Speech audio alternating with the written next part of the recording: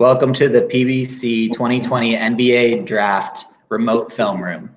My name is Jon Chepkevich. I serve as the Director of Scouting for the Professional Basketball Combine.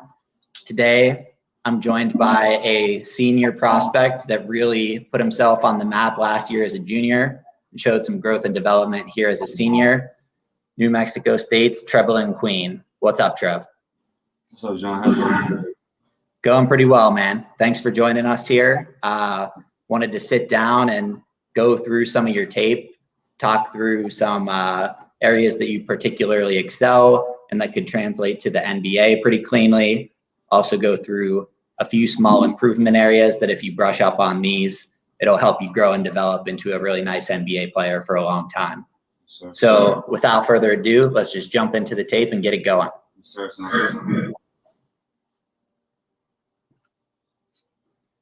All right, so we're going to start with your offensive strengths here.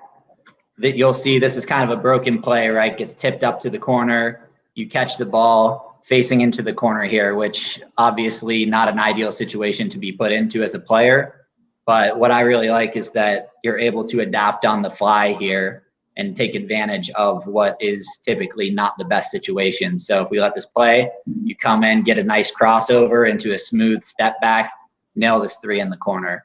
I'm gonna run this back a little bit and we'll watch this develop again. And maybe you can talk through, once you catch this in the corner, what's going through your mind and how you're sort of deciding how to make something happen in an odd situation here. It's right here. I feel the big kind of out to the top of the key point. I know as if I dribble up, he has no choice but to open his hips. As he's a big man, so I feel like he can't move as lateral quickness as I can with the ball. So there, I just break him back to the baseline. He has no choice but to try to cut me off. So there, I just get my power dribble on because I'm already off balance. But I know if I get that power dribble on, I can raise back up and step back and get balanced back into my shot. Because he already cut me off on the baseline. Yeah. Yep. I had another right here in the corner with Jabari Rice. He was sliding. I didn't want to force that pass because we got the big man 35 in between the whack and the charge circle and the guards.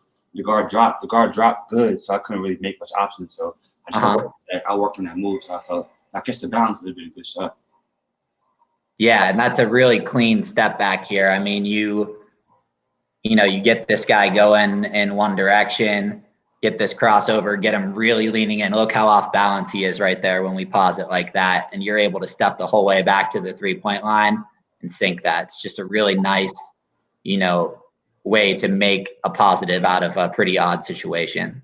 So here, working the ball around a little bit, get the ball up to the top here, swinging it around. And then here you are catching it down here in the right corner. And I believe you're matched up against Josh Green here, who's a projected first-round pick. And as we let this roll, you're going to see you absolutely put him in a blender on your way into a dunk here with a smooth little crossover. So you bring it between the legs, back to your left hand, and then immediately just bring it right back to the right, get up, rise up, and beat the big man to the rim there. You want to maybe talk through when you're matched up against, somebody that's known to be a pretty strong on-ball defender like Josh Green. How do you approach that? What are you looking for, in your film work and scouting to kind of figure out the best way to be able to break down a good player like that? Well, I did like my research, my film breakdown, stuff like that, but I knew he was already a good defender, known as a good on-ball defender. So I just found like the tweaks and like the kinks I can within his defensive game, which was when he closes out or tries to like really get up to you, he tends to hop a little bit. So I feel as though if I can get him off balance a little bit, I can get that extra opening up on his hips or whatever and then attack him. Yeah. On his baseline move right here, when I snatch back, I only have two options. I had two options to drag it back out. Yeah. I have three options kind of. I had to drag it back out, get something else going. In and out, but there's a big man right there, so I can't really do much right there. And then a lot of help there. Go back baseline because he's trying to get back on my high side, as you can see. So I just hurry him back baseline, and I knew 1-2 I can rise up. Yeah, and that's a hell of a move. And I think what you can particularly tell there is just your kind of feel and wiggle as a handler. And correct me if I'm wrong, but your basketball career kind of started a little bit later on, as far as like playing at a high competitive level and in high school, and then going the JUCO route. And so, it's really, I think, appealing to NBA teams for you being so still kind of fresh to this level of competition, to have that level of natural feel against these high level opponents. And I think that's a positive indicator for your potential development going forward as you continue to grow. So, All right, let's move on to this next one here. This one's against Arizona. I think yes, so nice little floater here driving down the middle. Let's run this one back and see how it actually develops here. So you're on the weak side of a pick and roll, end up popping up to the top and receiving this pass. Again, looks like you're matched up against Josh Green. You give a little, it's very slight, but it's a nice little head fake that's enough for him that he respects your shot and goes flying at you. And you're able to immediately attack that closeout, kind of hesitate a little bit there to get Mannion to slough off a little bit and not fully commit to the help.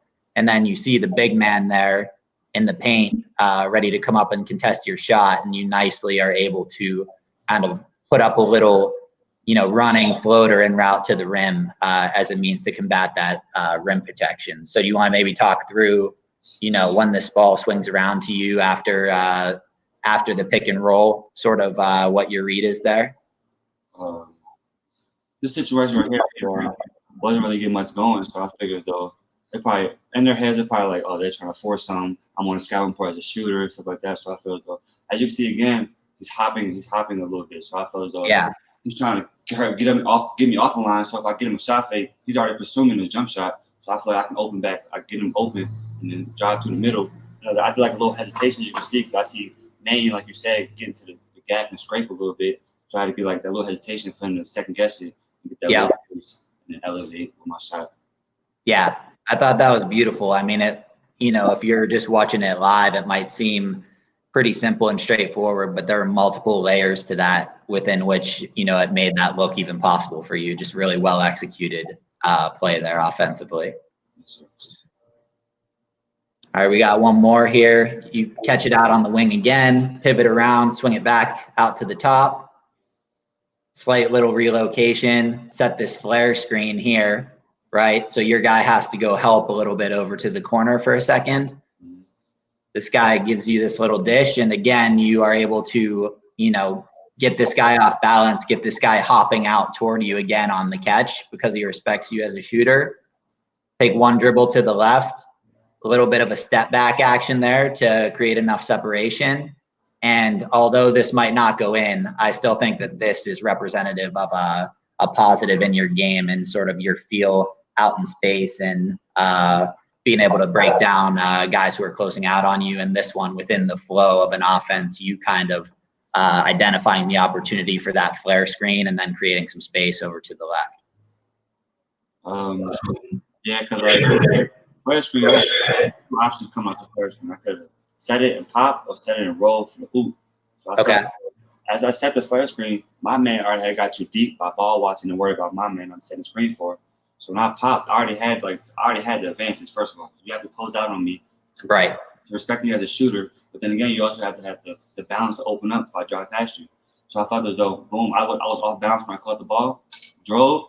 As you can see, he turned around, so he was. Yeah, I was just gonna say, you absolutely just like put him in a spin cycle there. He did a total 360. Yeah, so he was playing the drive, so I felt as though his back's turning to me, so that's an open shot. Yeah. It was just a little off balance, stuff like that. But if I would have caught the first one clean, I probably would have just shot that one. But that's what happens within the game. Yeah, no, that's good stuff. And I mean, last year, I think you made a name for yourself with a lot of your advanced metrics with like some of your steal percentage, block percentage, and being a good passer in limited minutes. And we know you have all those feel elements offensively and defensively, like off ball making reads, right? But I wanted to focus a little bit of this particular film study and some of those advances that you made as a self creator on ball. So I think you showing great strides in that area was, for me at least, was a really good indicator for your ability to proceed forward now into the NBA. So, All right, so now we're going to move on to see. We got another Arizona clip here. One more time, little step back action again, along the same lines of some of these other ones. Now we're going to move on here to, I think, a few potential improvement areas. Nope. Let me run that back. We got one more highlight for you. This one kind of just showing off your vertical explosiveness here. So you've got it in the, you're working the corner here. Seems like they're in a little bit of a zone, and then your guy gets it to the high post, and you immediately read the situation and know, all right, I'm diving to the rim. This is my opportunity to get an easy look here. And then you just punch it right over top of this guy, just right on his head. Love to see that vertical explosiveness there. And I'm sure that one felt pretty good and really kept the momentum going there.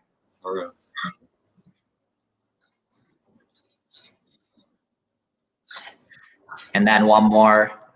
I had to get as many positives in this one as I could, man. Too many highlight plays to be passing up on those ones. Nice little tip slam. Thank you. Appreciate that. All right. So I think what we're going to touch on next is you drive into the middle, kind of spin, and then get yourself caught up in some help here, right? So I like that you're being aggressive to start, right? Like you get this out on the wing, you attack the closeout, get into the middle, but when you spin over here, I think maybe if you were aware that your big was posting up on the block, maybe you don't want to turn back to the left there and get yourself caught in a tough situation. And this guy's able to dig down and create the turnover. Any thoughts on just maybe what might have been a better read for you in this situation when you're attacking off the dribble here? There's two situations. I predetermined my move. In transition, I see Yvonne already over there with the guards, so I'm waiting for me to get the ball so I can make my move middle. Because the defender on the scouting report, is a weak defender, so I'm already attacking him in transition. Right. Kind of my strength. So I opened him up to go middle. I knew this big was had to come back out and help Johnny. So I thought Yvonne was gonna still be over there on the opposite thing. I was just gonna create off of that, just him being over there on the opposite. So when I spun back baseline, I didn't know he was there. So that's on me, not waiting and being patient. But the second read was gonna be just me being patient and letting Yvonne post up and just me cutting or going off of him. So our best inside out. Right. Yeah. And I think, to RGV's credit here, they play this as well as they can, right? When you look at this still frame here, this guy helping in, this guy's one pass away here, and this guy, just helping off a bit in the paint. It's not like you really have anywhere to go with the ball at this point, right? But to your point, maybe you just, pull it back out, hit that post up, and kind of reset things, right? For the last 10 or 12 seconds of the shot clock. Yes, sir. All right. Moving forward to the next clip here. This one's against Arizona as well. So you're going to pop out to the left wing here. And what we're going to highlight on this one is that every once in a while when a team really gets up, in your grill and kind of pressures you as a ball handler, can, be a little bit, give you a little bit of difficulty as opposed to when you're more comfortable catching on the wing and attacking a closeout immediately. So here you catch it, you give your little pump fake, get the pick and roll going, and they kind of blitz this pretty high, right? This big man is really stepping out, hedging hard, and Josh Green sticking with you there. And in that particular area on the court, it's a tough place to get yourself caught. And then this defender here on the Pac-12 logo there is kind of making a read as to where you're going to pass this between the rolling big and back out to the wing. And ends up just kind of forcing a tough pass into your teammates' legs there. You want to maybe talk through, what you saw in this situation and kind of what broke down and what you could do to maybe improve in these types of blitz situations going forward. Well, I know I need to relax.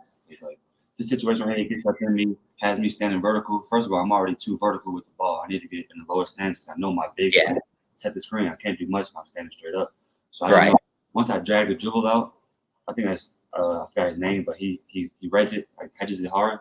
Boom. So now I pick it up, put myself in a bad situation. I'm still standing straight up against two guys that's just as strong, if not stronger than me. So I need to be stronger with the ball and then already have like another option to go to instead of put myself in that situation, off balance, back leg, passing it, put my teammate in a bad situation. Right. And I think that, your self-awareness of exactly what happened here, and like clearly you've seen the tape and you know what you should have done in that situation is a good sign for you being able to take that kind of feedback and make those improvements going forward. And there are other instances where you are very comfortable as like a secondary pick and roll creator, and I think that in your eventual NBA role you could be asked to create some in that capacity.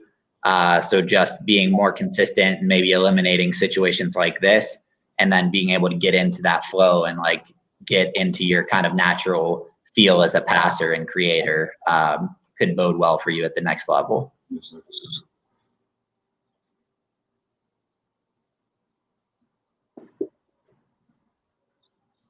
All right, so here we got one more, working it around. You catch it out top again here, right? You do get this guy off balance a little bit, as you have in many of these clips. You have a really good knack for, off the catch, getting someone off balance. But here it seems like potentially, as you were alluding to before, maybe you had somewhat predetermined that you were going to put this up, and there's only 4 seconds on the shot clock, so I don't particularly blame you. But, it forces yourself into a pretty tough look with Green kind of getting back around the screen there, and maybe see how this big man is really coming out contesting hard, knowing it's late on the clock. Maybe in this situation you could have gotten yourself into the paint and maybe drawn some contact, tried to get yourself to the rim as opposed to pulling up there. Do you have any thoughts on that? Yeah. Big quote, that you have more time than you think. You really do. Like 5-6 seconds, that's what, a fourth of the shot clock, maybe like a fifth of the shot clock. So like, even though I can get at least 3-4 more dribbles within that 5 seconds. So I know when I come off the screen, as you said, like before, I'm predetermined already. I'm taking 4 seconds. I got to hurry to get a shot off. We're down 17. A 3 is better than 2. It's in my head as a basketball player. So like, I know like this big is coming up, hedging hard. His foot's already planted by the time I raise up. So I knew like I probably could have created off of him, split it, or like shot fake, got into my big man, something like that. Just knowing that, just like mindset, I thought there was less time than what it was. I forced a bad shot. But as you can see, I shot it. I already knew it was off. I followed it, went off the back and everything. Right. I just know like if I get that predetermined shot clock shot, like mindset out of my way, then I probably get a better shot when it's 3, 2, 1, stuff like that. Yeah, and I think that's one of those things that like your natural instinct when you see it get down to 5 or 6 is like, better get one off quick here, right? But a lot of times you have a lot more time than you realize, especially in a situation like this. And, in the NBA with the shot clock shortened down to 24, right? You might be faced with a few more of those than you even were in college. So just something to be aware of, to just be patient and that you have some time to, not necessarily force up a tough one and maybe get a little bit of a higher percentage look there. Yes,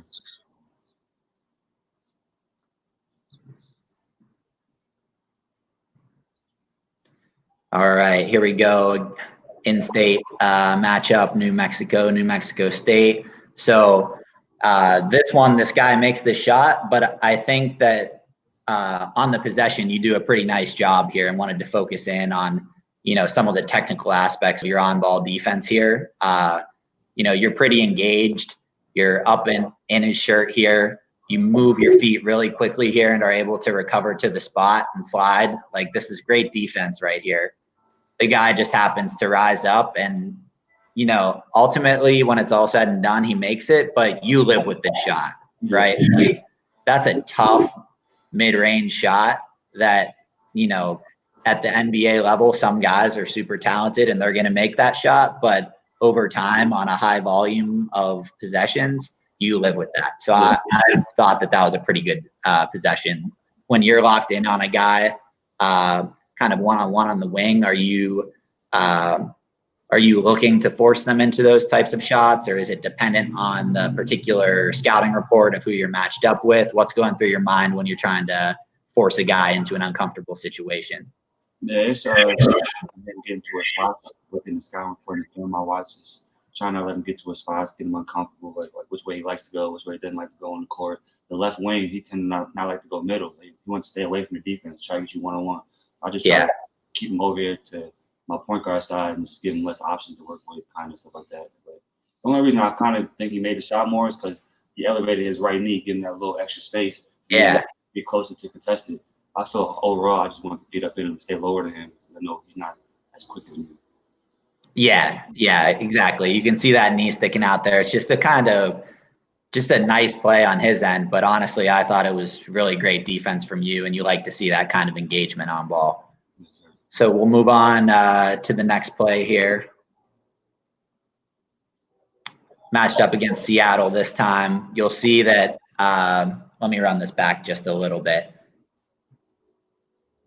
So at the beginning of this play, you get switched onto a big, or you just, as you're coming down the court, you get matched up onto this big, right?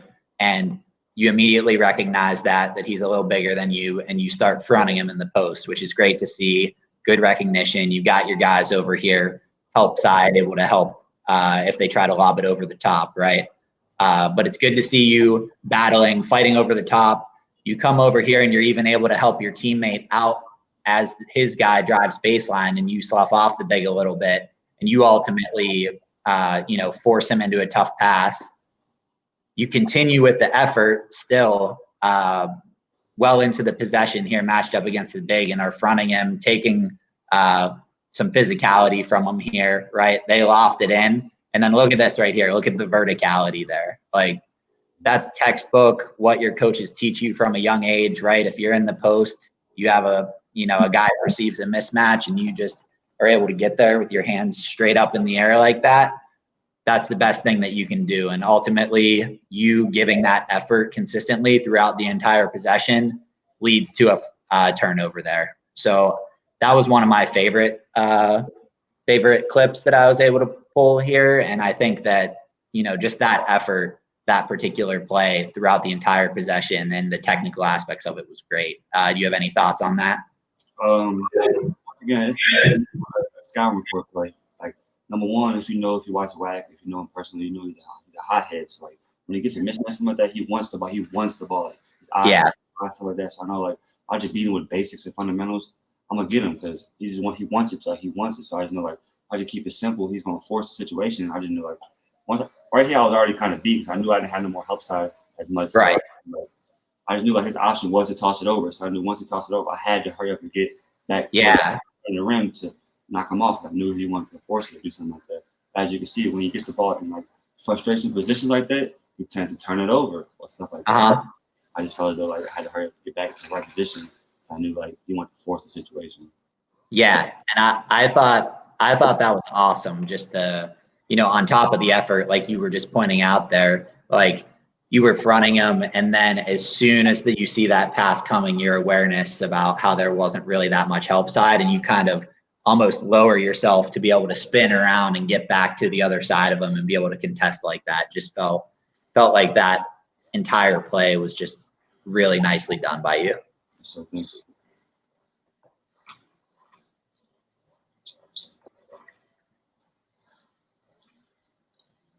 So now we're moving on to a couple of potential improvement areas on D.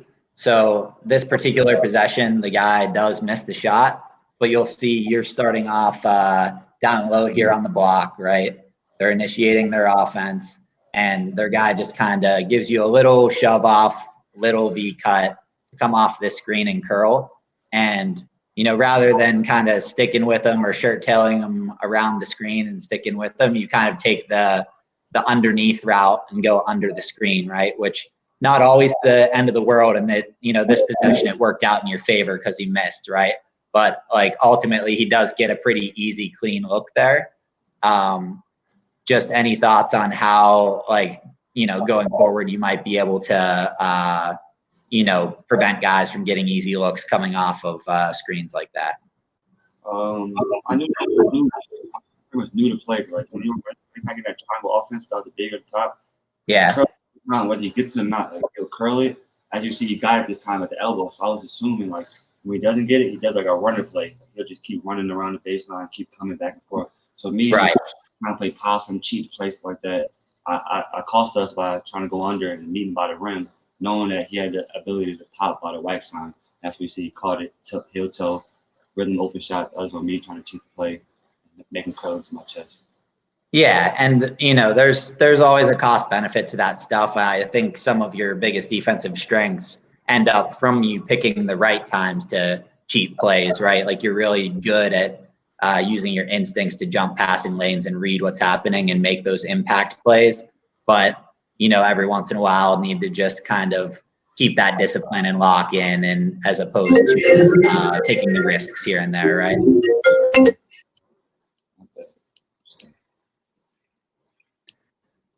All right, we got one against George Mason here. So you pop out to the wing. This guy's setting the pick high side, but your guy decides to not use the screen and go baseline. You move your feet really well, and you are sticking with him, and then you force him to, kind of put out that extension elbow, and you're able to lean into it, take the charge, cost the turnover. Just back to that first play that we were talking about, I just felt like you were particularly engaged off ball here, move your feet really well, and do a good job of, keeping that baseline side hand up in the air so they don't call you for a reach in, and ultimately you're able to draw the offensive foul there. This play right here, it's good defense in your eyes and like everybody else's eyes watching it. But as you can see, like when he catches the ball in the wing, our defensive technique was to forcing red, so the big can red.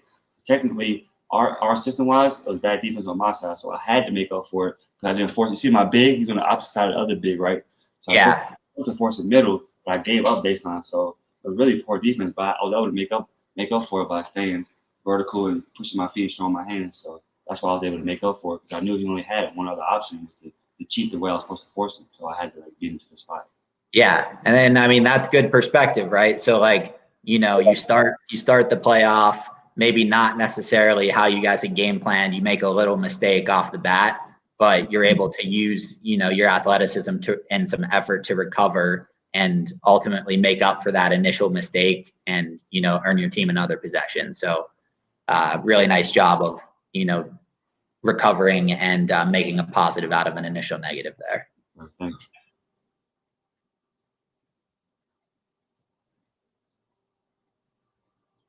All right, we've got a matchup with Washington State in this one. So you'll see this guy ends up with a wide open three. He misses it, but let's run it back real quick here and just see exactly what happens here. So initially, he starts acting like he's going to cut baseline, and you kind of slough in and are in help side here, but end up helping a little bit too much on the big. I think your teammate seems like he's able to recover and kind of get there, and might not have needed you to commit yourself quite to that extent.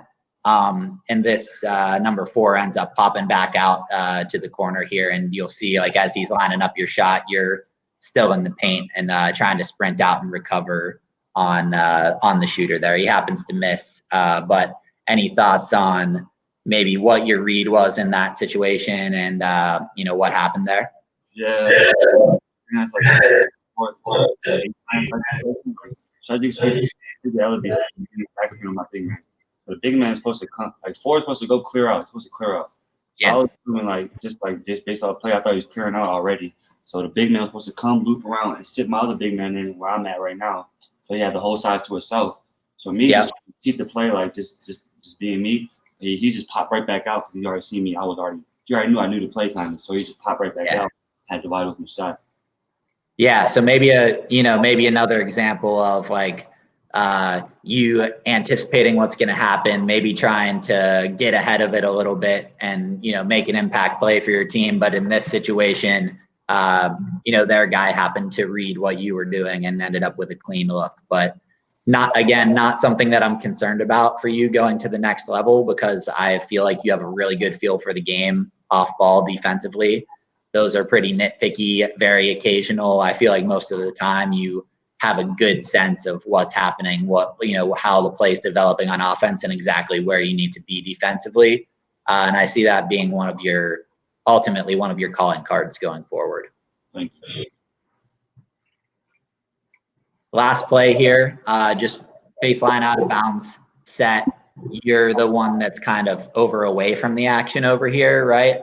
And your man is in this opposite corner. So typically in this situation, like you're right, you got your butt to the baseline and you don't typically expect this guy to whip this pass there with the backboard in the way and all that, right? It's typically not where teams like to go. But this guy ends up kind of relocating a little bit further up the 3-point line there, which makes this a little bit more feasible of a pass for the inbounder. And you, just for like maybe half a second too long, get caught sleeping there and trying to maybe help out a little bit or not thinking that he's going to whip that pass out there, and ends up getting a clean look from 3, which again, this time he misses, but ends up getting a pretty wide open look. So when you're defending a baseline out of bounds situation right here and your guys in that opposite corner, what is your read? Are you focused on helping on, if one of these bigs like sets a screen and curls to the opposite block and digging in on that, or what is your read in this situation? One read, curl the block so I can scrape and kind of jab at it. And yeah, I don't want my dude beat me baseline, me sleep baseline, and him get a pass. Like a lot of teams usually run that play last second. They can't get in. They'll pass to the opposite corner because the dude's usually ball watching by then.